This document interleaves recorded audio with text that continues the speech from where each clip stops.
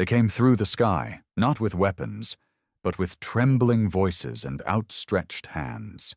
Their ships hovered like silver scars over Earth's upper atmosphere, sending desperate transmissions in broken common galactic. Their words were soaked in fear, their faces barely able to hide the terror of extinction. The Torellan Empire, once proud and vast, was burning, overrun by something they called the Gorgax Swarm. The Galactic Council refused to help. Too far, too dangerous, too many unknowns. Earth was their last hope. The message reached Earth's unified command just past midnight. The brass assembled, generals, strategists, analysts. None of them blinked. They watched the live feed. A high priest of the Trellin kneeling in his own blood on the steps of his planetary council, eyes wide, speaking the final plea before the swarm reached him. Help us. Please, send your warriors. We need Earth's Deathworlders. Everyone knew the term. It wasn't flattery. It wasn't even respect. It was fear. Earned, justified fear.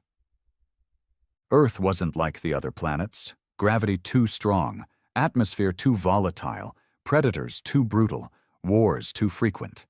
Mankind evolved not in harmony, but in combat. Every culture, every generation sharpened its people on violence, struggle, betrayal. Survival wasn't a right. It was a conquest.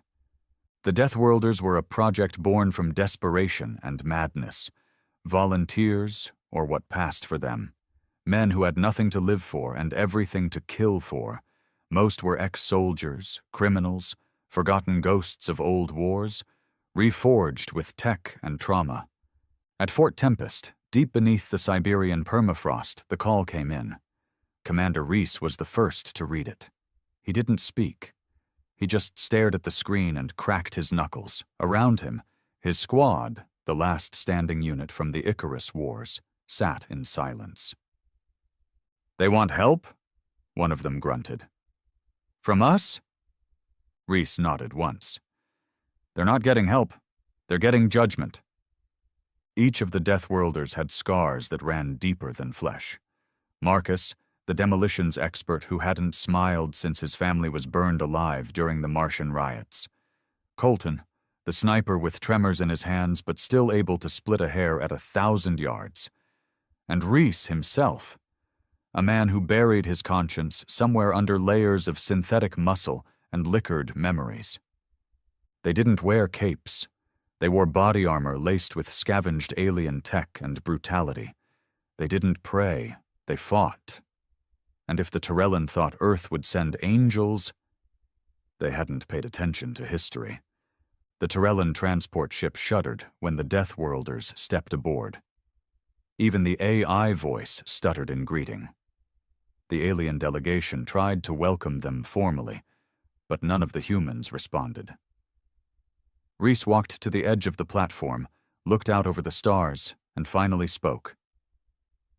"You called us. Don't expect to control us." Their first destination was Valthor 9, a scorched colony planet where Torellan refugees had fled from the swarm, or so they claimed. The Deathworlders weren't so easily fooled.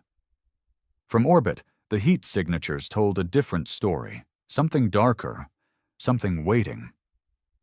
Reese's gut twisted. This wasn't just a rescue mission. It never was. Boots hit dirt. The Deathworlders moved like shadows through ash and ruin. Colton scanned the area. "This place ain't overrun," he muttered. "It's bait." "Then let's bite back," Reese growled. They weren't here to negotiate. They were here to send a message, not just to the swarm, but to every race that watched from their safe distance. Earth didn't send heroes. Earth sent consequences. The air on Valthor 9 reeked of ash and deceit. The Deathworlders moved in a diamond formation, each man synced through neural links and centuries-old muscle memory. Dust swirled around their boots, disturbed only by their heavy steps, and the occasional whisper of wind carrying the scent of charred metal. This was no battlefield. It was a setup. Too quiet. Too clean. And Reese hated clean. War was never clean. Colton scanned the perimeter with his modified scope, eyes narrowed. No swarm corpses, no signs of struggle, just nothing. Reese didn't answer. He was listening, not with ears, but instinct. He'd felt it before, back on Europa during the Black Siege.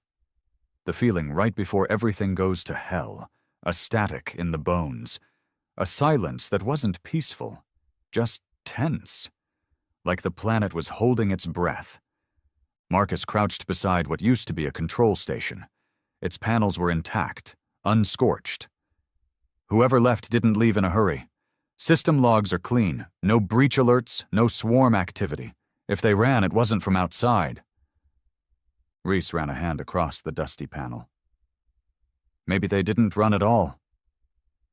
The squad moved deeper into the colony's interior, passing intact homes with lights still flickering, food still on tables. A child's toy blinked beneath a bench. Power still running. That was the worst sign of all. Refugees don't leave mid-meal. Families don't abandon kids' toys without a fight. Then came the smell. Not rot. Not death. Something worse. Sterility. Artificial antiseptic used to cover something foul. Colton gagged slightly, pulling a filter over his nose. This ain't right, Reese. This ain't no overrun colony. This is a goddamn morgue. They found the first bodies beneath the medical dome, laid out in rows, perfect rows, as if posed. Not a mark on them. No wounds, no signs of swarm infestation. But their eyes were open, frozen in terror. Children. Women. Old Torellan priests. All dead, and not recently. Days, maybe weeks. Marcus swallowed hard. They weren't killed. They were preserved, like samples. Reese knelt beside one. The skin felt cold, rubbery, not decay. Freezing tech had been used, probably military-grade cryonics. Why would you freeze a dead population unless you wanted to show it to someone? Colton tensed, his voice barely a whisper. A message? Reese stood up slowly. A lie. They weren't here for rescue. They were here to be filmed. And sure enough, they found the cameras, hidden within light fixtures, behind environmental controls, embedded in the damn trees. Alien tech, spliced with human design. Not Torellan. Reese ripped one from the wall and crushed it in his palm. They staged it, brought us here to perform. For who? Marcus asked. But they all knew the answer. The Galactic Council. The Deathworlders had a reputation. A dark one. The kind of reputation that made the other species lock their doors and hide their diplomats. Earth wasn't a part of the Council, not officially. Too unstable, they'd said. Too aggressive. Too human. But the Council watched. Always watched. Reese growled, low and bitter. They wanted footage. Proof. That humans are monsters. That we don't belong. So they baited us with a fake swarm attack? Colton spat. Used their own dead as props? Marcus checked a panel. Not all dead. Some of these chambers are still active. Life signs, faint, deep underground. Show me, Reese snapped. They followed the readings to an underground lab, heavily reinforced, hidden beneath layers of false rock and automated defenses. It took them 3 hours to break in, during which 2 drones nearly killed Marcus, and Colton lost a chunk of shoulder armor. Inside, they found the truth. Test subjects. Dozens of them. Human, alien, hybrid. Strapped to slabs. IVs dripping strange blue liquid into their veins. Brainwaves barely active. They weren't dead, but they weren't alive either. Marcus stepped back, horror twisting his face. This is an experimentation site. Reese read the alien logs, translating them line by line. Tyrellan Military Initiative. Goal: weaponization of Deathworlder DNA. Use exposure to swarm pheromones to create adaptive warriors. They were trying to clone us, Colton whispered. No, Reese said coldly. They were trying to build something worse. He scrolled through the final log. Dated just a week ago. Test 438. A shows accelerated aggression when exposed to Gorgak's stimuli. Subject eliminated 3 handlers. Recommend sterilization protocol. Colton pointed to one of the slabs. That's not a clone. That's a man. Reese leaned over, staring into the slack face of a human male. Eyes sunken, skin pale. Scarred arms twitched beneath restraints. His dog tags read, Harris, A. 248th Infantry, missing in action 5 years ago. They weren't clones. They were abductees. Soldiers lost in old battles, believed dead, taken by Tyrellan Black projects and experimented on. Rage boiled in Reese's chest like molten iron. They didn't just lie to us. They used us, hunted us, turned our brothers into lab rats. Marcus shook with fury. We came to help. They turned it into a show. They think we're animals, Colton muttered. And now they're going to learn what kind of animal they invited to dinner. Reese activated his comlink. Base Command. This is Commander Reese, Deathworlder Unit Omega-1. The mission is compromised. Request immediate orbital blackout. Tactical nuke on my coordinates. The reply came after a long pause. Affirmative, Commander. 15-minute countdown. Evac recommended. Reese looked at the bodies strapped to slabs. The ones who weren't dead yet. The ones who never had a chance to choose. He walked over to the control panel and started shutting off life support, one line at a time. Colton stared. We're killing them? They're already gone, Reese replied flatly. We're just making it clean. He reached Harris's slab, paused. If you can still hear me, brother, I'm sorry. He cut the power. They set explosives at key points throughout the lab. Marcus handed Reese the detonator, fingers shaking. They're going to call us monsters for this. They called us that before we ever picked up a gun, Reese said. They didn't run. They walked. Calmly. Silently. Out of the lab and toward the extraction point. As they rose into orbit, the colony burned. Not just from the nukes, but from the files Reese had leaked seconds before detonation. Every log, every experiment, every body. The truth, broadcast across 50 worlds. Let them call Earth savage. Let them fear the Deathworlders. Because after today, they'd remember why. The fallout hit faster than anyone expected. Within hours of the Valthor 9 broadcast, half the Galactic Council was in chaos. Emergency meetings were called. Communications buzzed across the stars in a panic. The footage Reese leaked. Test subjects, hybrid corpses, alien scientists laughing over restrained human soldiers, hit like a thunderclap. Tyrellan spokespeople scrambled to contain the narrative, calling it a rogue operation and unauthorized black research. But it was too late. The Deathworlders hadn't just exposed a single lab. They'd ripped open the facade the entire council had been hiding behind for decades. Earth had long suspected its outcast status wasn't about instability. It was fear. Fear of what humans were becoming.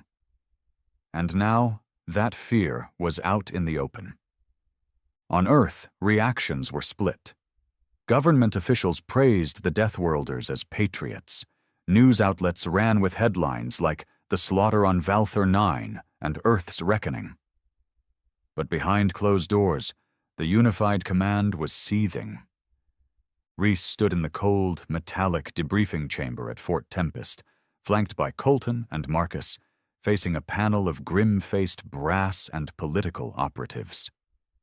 Admiral Denton, an aging warhawk with a smile like a guillotine, leaned forward. "You disobeyed direct orders, Commander," Denton said. "We told you to secure the colony, not torch it." Reese didn't flinch. There was nothing to secure. The colony was a goddamn morgue. Denton's jaw tightened. "And broadcasting classified footage without clearance?" "That wasn't footage," Reese said. "That was the truth."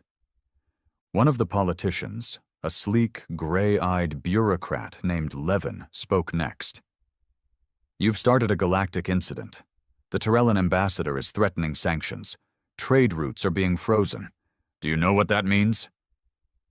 "It means they're scared," Reese said. "And they should be." Levin stood, slamming his datapad onto the table. "You embarrassed Earth. You painted us as butchers." "We didn't paint anything," Marcus cut in, voice low and full of restrained fury. "They did that when they strapped our people to lab tables and turned them into puppets." Colton added, "You want us to apologize for showing what they did? Then maybe you're in the wrong room." The panel went silent. Denton finally exhaled. "The Council is demanding an inquiry. They want the Deathworlders grounded." Reese stepped forward. "You do that, you lose your only weapon. The Swarm's still out there. You think they care about politics? We're the only ones who've ever survived a full-scale swarm assault. And we just proved we're willing to cross lines the rest of the galaxy won't." Levin sneered. "You want to be feared." Reese smiled. "We are feared." The panel ended with no verdict, just veiled threats and heavy silence. Outside, the base was buzzing with tension. Deathworlders weren't just soldiers now. They were symbols, icons, or monsters, depending on who you asked. They walked in silence to the barracks. Colton lit a smoke and stared at the sky. "They're gonna hang us eventually, you know, for what we did." "They'll try," Marcus said, "but they need us too much." Reese didn't respond. He was thinking about the face of that soldier, Harris, about how many more like him were still out there, experimented on, forgotten. Later that night, a private transmission broke through their secured line. No ID tag, encrypted 10 layers deep. Reese opened it. A voice came through, raspy, mechanical, but unmistakably human. "I saw what you did on Valthor 9. You're not alone." The screen flickered and revealed coordinates. Deep space, uncharted. The signal vanished. Reese stared at the blank screen. That voice. That was Foster. Marcus looked up, stunned. "Foster's dead. Swarm ate his entire squad on Tau Ceti." "Or that's what we were told," Reese muttered. "Maybe Valthor 9 wasn't the only lab." Colton crushed his cigarette. "If there's more of us out there—" "We find them," Reese said. "All of them." They launched the next day. No approval, no orders, just coordinates and fury. As their ship tore through the edge of known space, Reese reviewed the last clean data feed from the Valthor 9 system. One thing had been bothering him. The swarm. There had been no swarm on the planet, not even a pheromone trail. That kind of absence didn't make sense. The Gorgak swarm wasn't just a mindless plague. It was a strategic terror. It hunted, it chased, and when it devoured, it left signs. But Valthor 9 had nothing. Reese dug deeper. Cross-referenced older swarm activity. Looked at recent absences. Patterns emerged, not random. "Colton," he called. "Bring up swarm disappearance records. The ones the Council classified." Colton raised a brow. "That'll trigger a security tripwire." "Trigger it," Reese said. They broke through the archive wall in minutes. The data flooded the screen and chilled the room to ice. The swarm hadn't vanished. It had been diverted, herded like cattle. Marcus leaned in, face pale. Someone's been controlling the swarm. Or directing it, Colton whispered. The implications were sickening. The swarm, the galactic threat that justified the Council's emergency powers, its militarization, its oversight of unfit species like humanity. It wasn't a threat at all. It was a tool. Reese clenched his fists. They needed a reason to keep us on a leash, so they created one. Marcus nodded slowly. And now that the leash is breaking, they're panicking. The coordinates they were headed to weren't just a random location. They were a relay point, a meeting ground. And someone who had survived the swarm, someone like Foster, was trying to show them the bigger picture. Hours later, they reached a derelict station orbiting a dead moon. Lights flickering. No heat signature. Colton landed the ship in near silence. They entered cautiously. Inside, they found a nightmare. Walls lined with bodies in cryo-suspension. All human, all labeled with missing military tags. Men from wars long buried by governments and cover-ups. And then they found him. Foster. Alive, scarred, wired into the station's mainframe, his body half machine, kept alive by hate and broken tech. His eyes fluttered open as they entered. I waited, he croaked. Knew you'd come? Reese knelt beside him. How long? Foster coughed blood. 6 years. They took me, used me to calibrate the swarm's aggression. Tyrell Tech, council funding, we're the control group. You're saying the swarm, Marcus began. They trained it on us, Foster said, to test fear, loyalty, reactions of other species. We were always the experiment. Colton's face twisted with fury. They used the swarm as propaganda. Foster nodded. And when Earth got too loud, too proud, they planned to unleash the swarm on us next. Blame it on another outbreak. Clean slate. Reese stood, every inch of him trembling with a rage he could barely contain. This ends now, he said. He turned to his men. We're not just fighting the swarm anymore.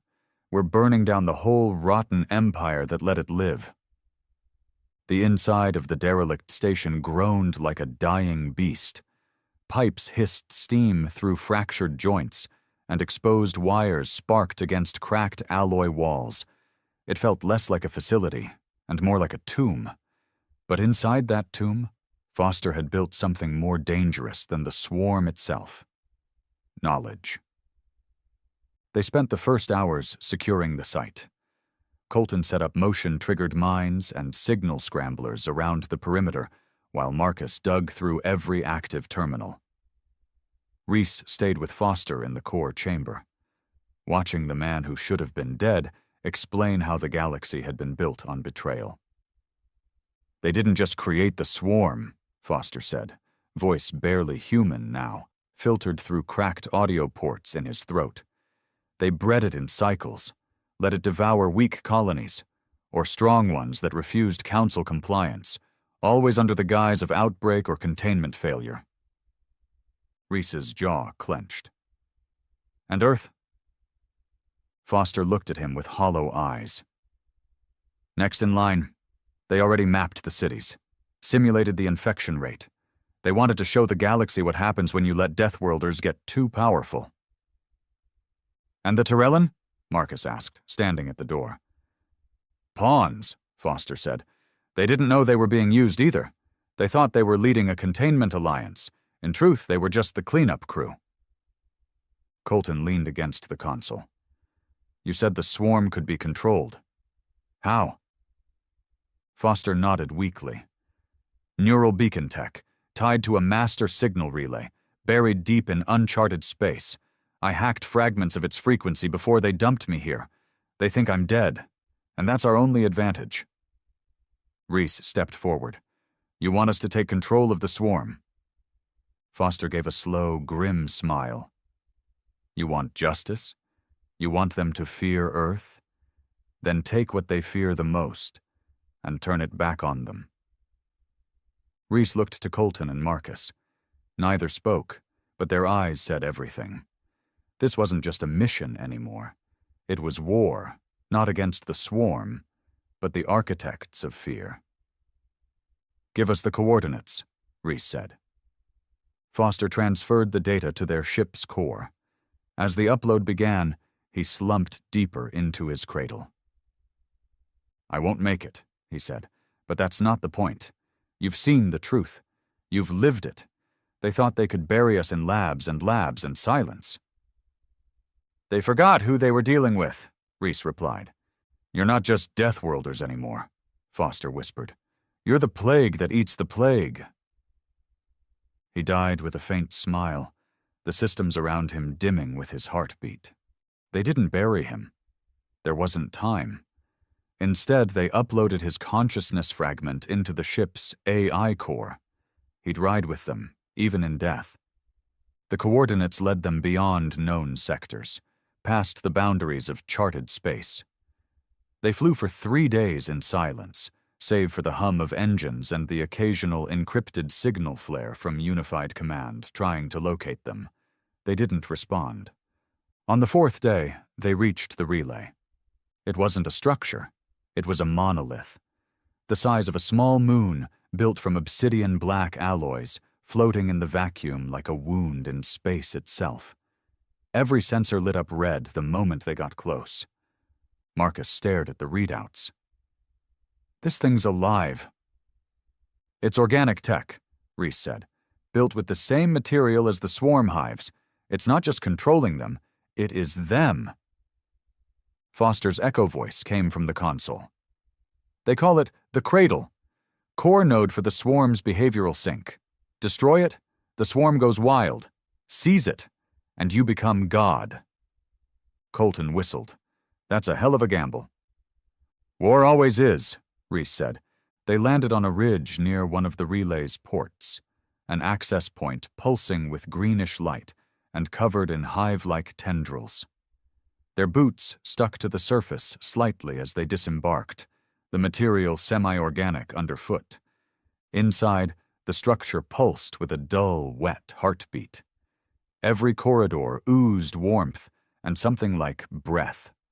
The walls weren't metal, they were flesh tech. Reactive, twitching, watching. Colton muttered, This whole place feels like walking through a corpse.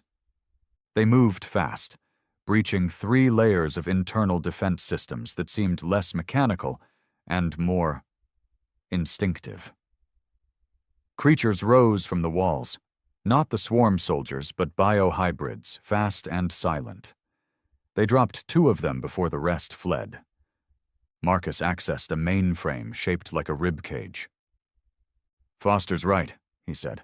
We can rewire this. Not permanently, but enough to shift control to our signal for a window. How long? Reese asked. 10 minutes, maybe 15. They set up defensive formations. Reese stood by the main chamber doors, pulse rifle at the ready. That's when it began. The swarm came. Not thousands. Millions. Ships, creatures, organic fighters moving as one mind. They knew. Somehow they knew their cradle was under siege. The outer hull trembled with the pressure of approaching forces. But inside, Reese didn't flinch. Colton, Marcus, hold that link. We buy time. The first breach came at the port shaft. Creatures poured through like bile through a cut vein. Colton fired 3 perfect shots, each to the head, each dropping a nightmare. Marcus triggered a charge that collapsed the shaft, buying them precious seconds. Sweat drenched their armor. Blood slicked the floor. But the console lights turned green. Foster's algorithm was sinking. 5%, Marcus gasped. We're in. Another wave hit them, this time smarter. Tactical formations. These weren't wild beasts. These were soldiers, engineered to adapt. Colton was knocked to the floor, his shoulder armor torn through. Reese dragged him back, fired point-blank into a swarmling's jaw. "Get up, Colton!" "Not dying here," Colton grunted, pulling himself up, blood running down his arm. 10 minutes, 15, 20. They held. The moment it hit 100%, the swarm stopped. Dead stop. Every creature, every drone, mid-motion, eyes glowing. The cradle responded. And for the first time in its existence, it listened to a human command. Reese stood in the center of the chamber, voice calm but loaded with fury. "You've been slaves, tools, murderers used for political leverage." The swarm trembled. "No more." He transmitted the new protocol, freedom, rewritten in pain and blood. The swarm didn't bow. It saluted.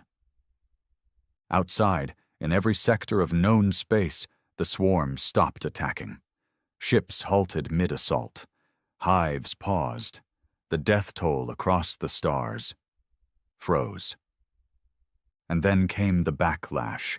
Council channels lit up with panic. Entire sectors went dark, either fleeing or preparing for retaliation. Some declared Earth a rogue threat. Others begged for talks. Reese stared into the stars, eyes burning. "They made us outlaws," he said. "Let's show them what outlaw justice looks like." The return to Earth was anything but triumphant. They didn't arrive in parades or banners. No medals waited. No bands played. What met them instead was silence.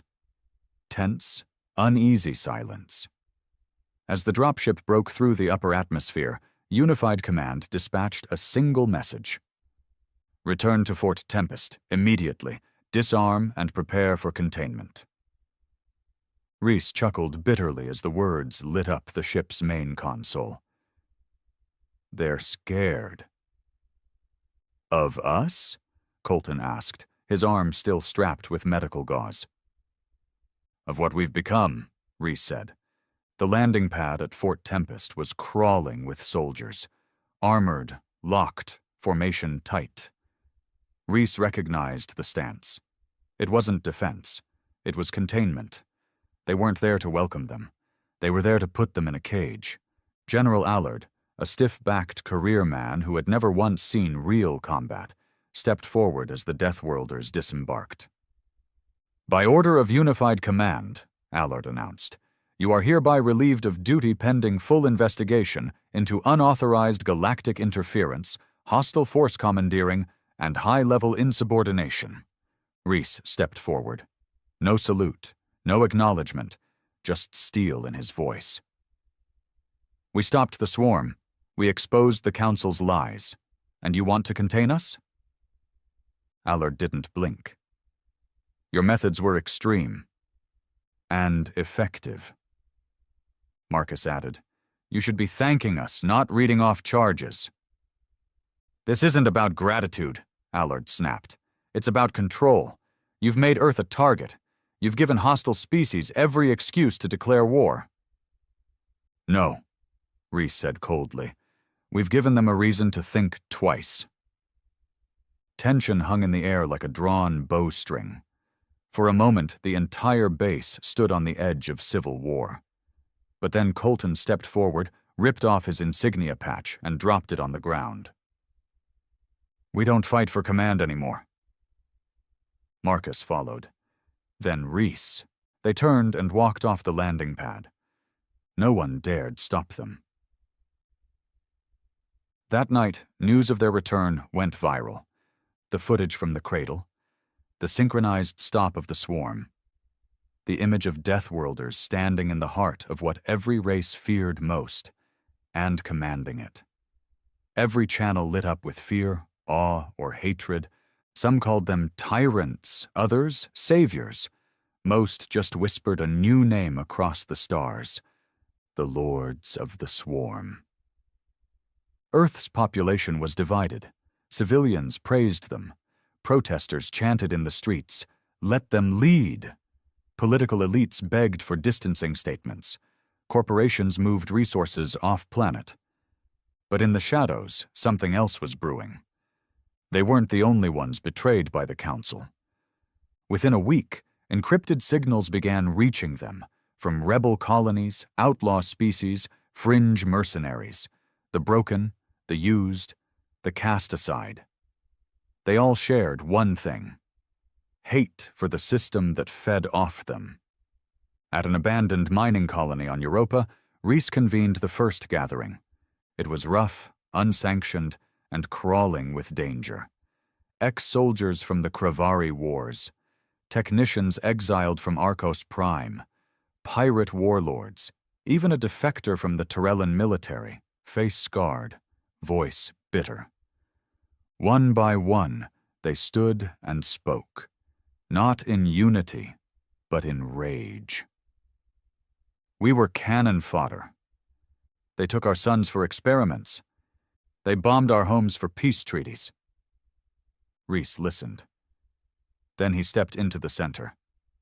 They lied to you, to all of us, told us the swarm was a plague, told you Earth was unstable, told you we were the monsters. He paused. And maybe we are. Silence. But monsters don't beg for freedom. We take it. He held up a data pad, projecting live feed from the cradle.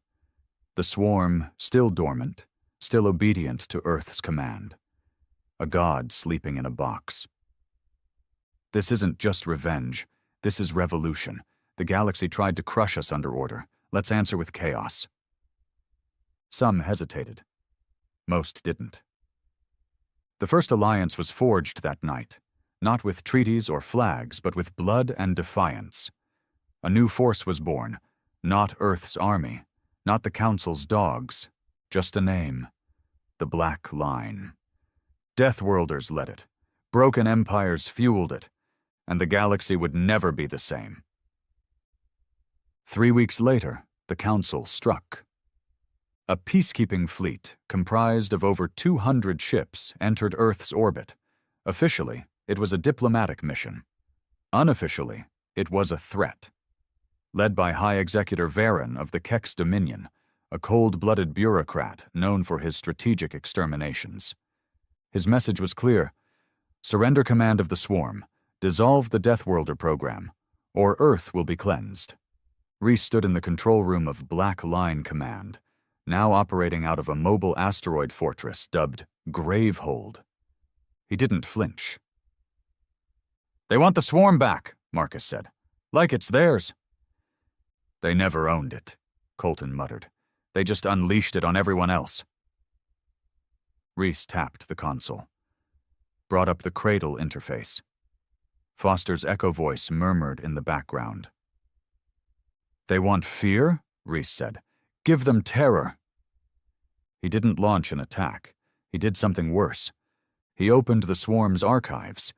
Every tactical log, every council-approved directive to target civilians, every slaughter sanctioned under the name of containment, every planet wiped out for refusing to pay galactic taxes, every experiment run on abducted humans and aliens, leaked. Within hours, 20 civilizations were in rebellion. Council stations burned. Fleet admirals defected. Ambassadors were dragged from podiums and thrown from high towers. And still, Earth said nothing. Reese didn't gloat. He just watched. Because this wasn't about vengeance anymore. It was about reckoning. And it had only just begun. The galaxy burned. Reese watched the stars flicker through the reinforced viewport of Gravehold's command bridge, each pulse of light a signal from a new uprising. The Deathworlders hadn't just turned the tables. They'd flipped them, shattered the legs, and set the room on fire. Planetary systems once too afraid to speak out now flew pirate banners, declared independence, and broadcast their defiance into the void. swarm hives had become sentinels, guarding liberated colonies under Earth's command. But victory, Reese knew, was a short breath before the next punch. And the next punch came harder than anyone expected. It started with silence. An entire system, Valari Quadrant, population 6 billion, went dark. No signal, no ships, no debris. Just gone. Black. Then came the whispers. Not of war fleets or council sanctions, but of something ancient, something buried. Foster's AI fragment was the first to confirm the anomaly. Gravehold, we've intercepted signal decay from Valari. Not natural, not weapon-based. Pattern matches no known species. Unknown quantum footprint. Reese frowned. What does that mean? It means something's hunting, Marcus said grimly, reading the spectral data. And it's not the swarm. Colton stared at the heat map. Whatever hit Valari didn't attack. It erased. Before Reese could respond, Gravehold's long-range sensors lit up like a star going supernova. 5 more systems. Erased. No traces, no heat signatures. Just silence. Is it the Council? Marcus asked, even though he already knew the answer. No, Reese muttered. The Council wants control. This is something else. Something that doesn't care who wins. Foster's voice returned, distorted and hollow. I've found it. Deep archives. The Council had another fail-safe, a final solution in case the swarm turned. On the main screen, a name appeared. Project Eclipse. Reese leaned in.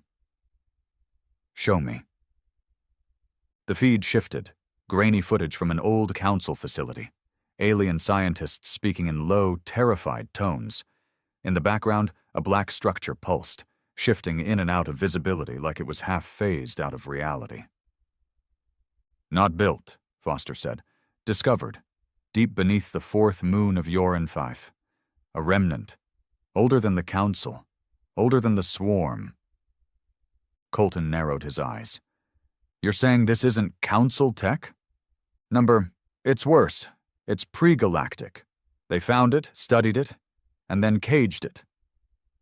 Marcus glanced at Reese. And now they've let it loose. On screen, the final frame was a Council log. If the Deathworlders cannot be stopped, activate the Dark Sun. They hadn't just unleashed a weapon.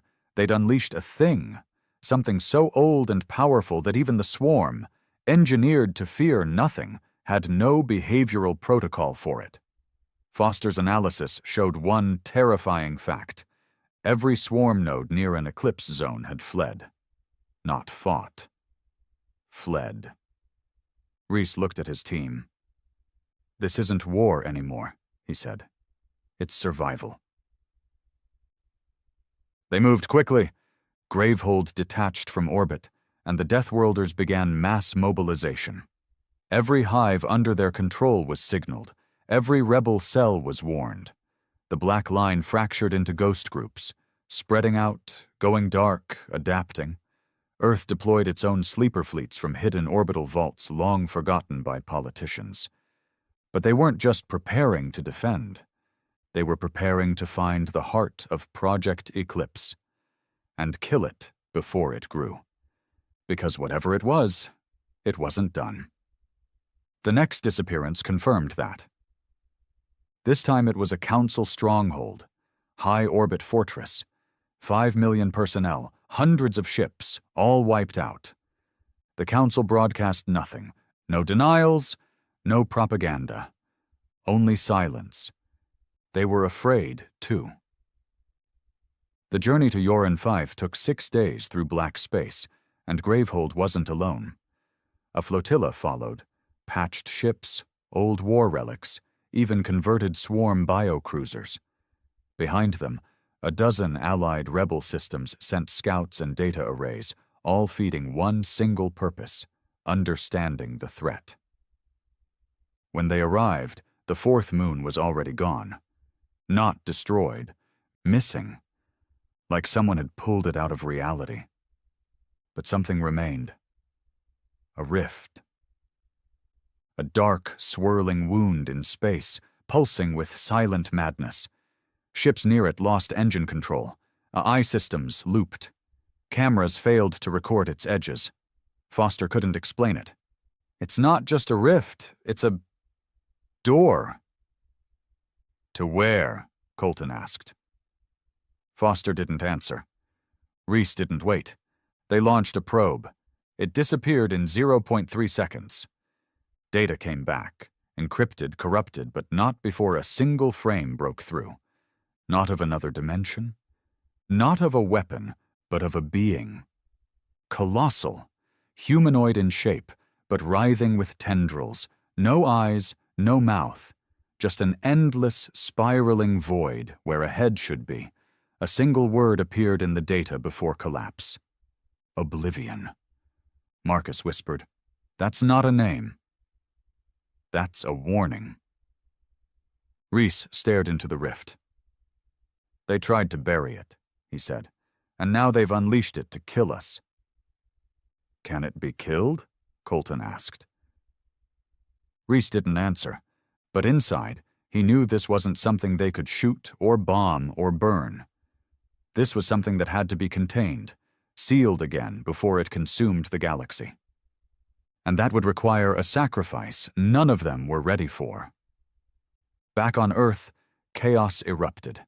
Cities locked down, riots surged, the government split, half siding with the Deathworlders, the other screaming for surrender.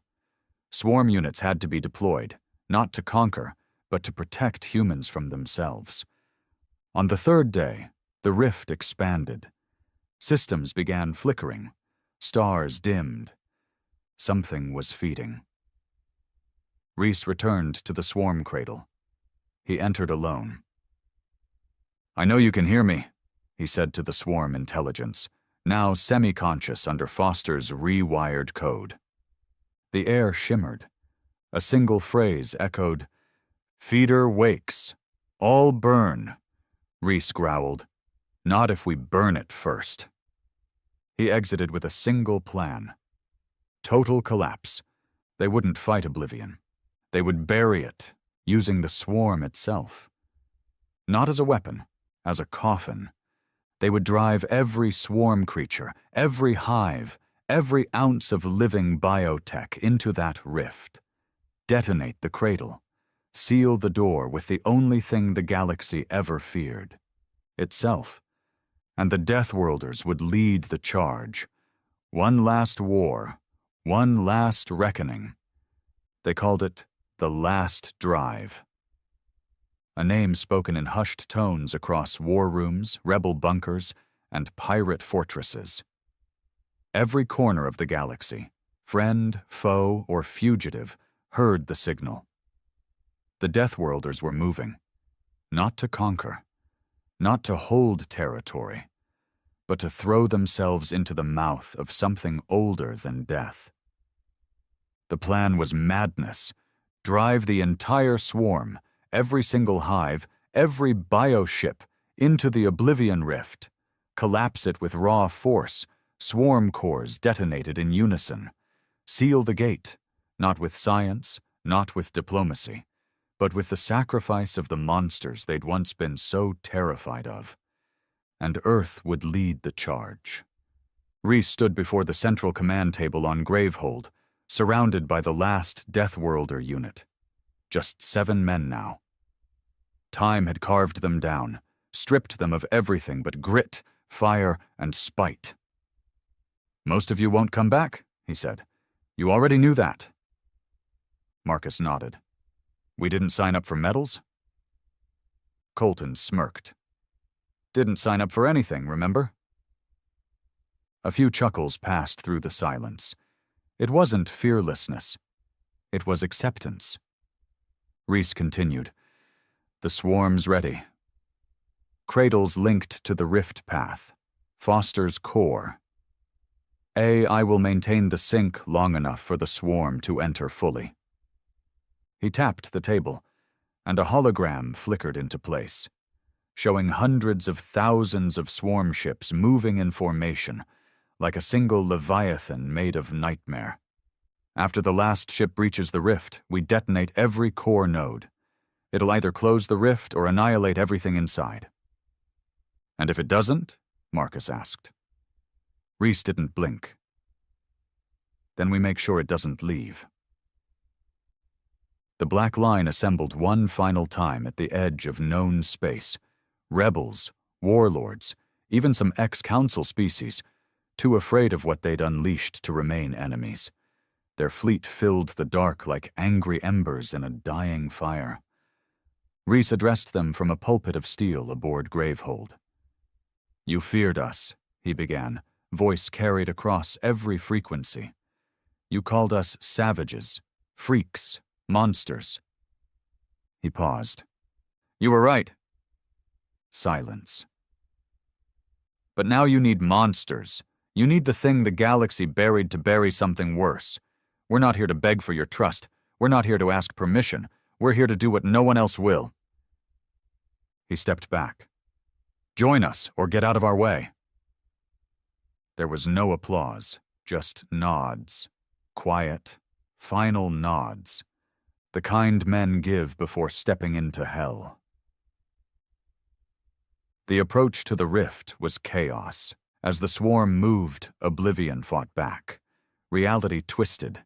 Ships vanished mid-formation. Some pilots began screaming over comms before vaporizing into light. A Deathworlder cruiser began folding in on itself, not physically, but dimensionally, shrinking into a black thread until it snapped from existence. Still, they pressed on. The first wave of swarm hives entered the rift. Nothing came back. Then the second. By the third wave, the rift began to shake, like it was resisting, like it knew. And then it screamed, not sound, not frequency. A thought, an echo. Reese felt it in his bones. Feeder denied. "You cannot seal me. You are mine." Foster's ichor sputtered, flickered, held firm. "Ignore it. It's trying to fragment neural sync. Stay linked." Reese gritted his teeth. "Send in the next block." Wave after wave, the swarm surged into the rift. Bioships and hive minds, guided by nothing but will and command. They dove into the unknown, into a death that had no name, no guarantee, no salvation. And it worked. The rift began to shrink. But then oblivion struck back. The Black Line's rear guard was ripped apart in seconds. A gravitational pulse shattered half a fleet, reducing metal to molten glass. Rebel screamers, small, fast ships, disintegrated mid-evade. Gravehold's hull groaned as tendrils of black energy lashed across it. Foster's voice replied, strained. "We're down to 20% sync. That's the last safe batch. After that, we can't pull the swarm out. It's all in." Reese turned to his crew. "This is it. No orders, no speeches, just action." They entered the rift. Inside oblivion, nothing made sense. Time bled, space curled, ships flew beside their own echoes, dead men screamed from the past. Reese saw his own death 1,000 times in a second. Colton clutched his head, blood pouring from his eyes. Marcus screamed, "Reality's breaking." But Foster's voice cut through it like a blade. "Push forward.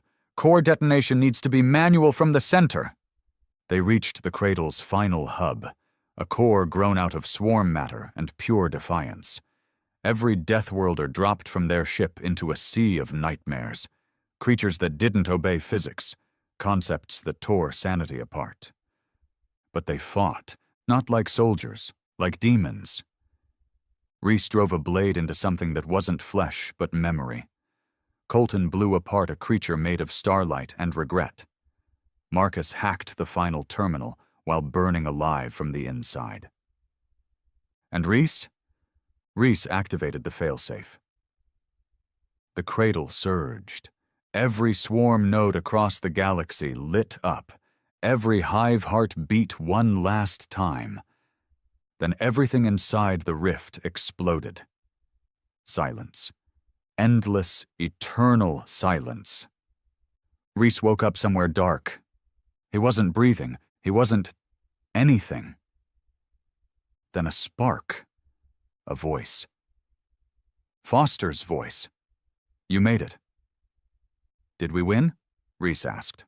"No," Foster said, "but we survived." Rhys opened his eyes. He was inside a medical pod. Earth.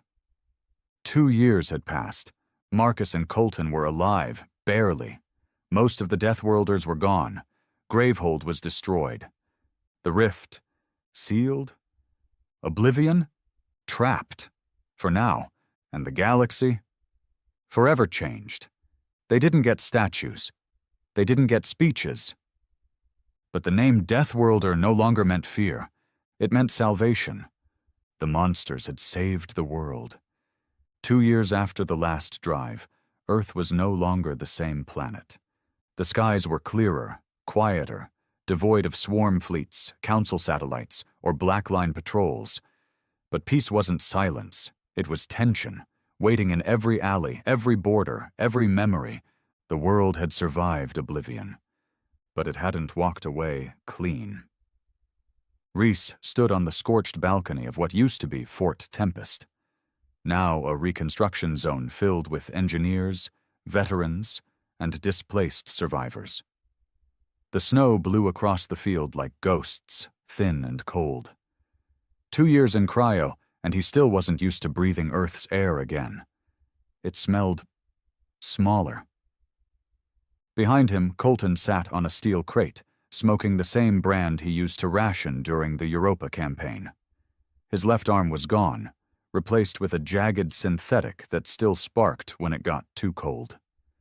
His face was lined now, not with age, but with the weight of being one of the few who came back. "Think they'll ever stop watching us?" he asked. "They're not watching," Rhys said. "They're waiting." "For what?"